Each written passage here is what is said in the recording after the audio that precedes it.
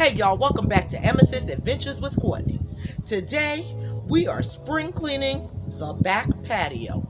You got it. Everything was covered in dirt and dust and pollen. The paint was peeling on the concrete floor.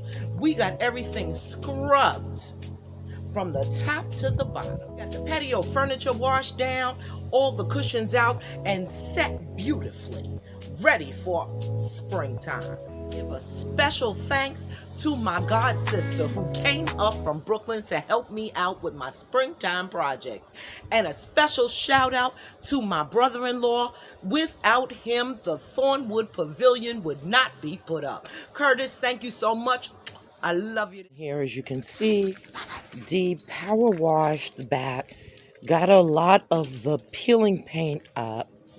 So today we're going to go along the side and clean up all that fleck paint, and then we're going to use the etcher and then the primer. She also power washed all of this outdoor furniture for me. That came out.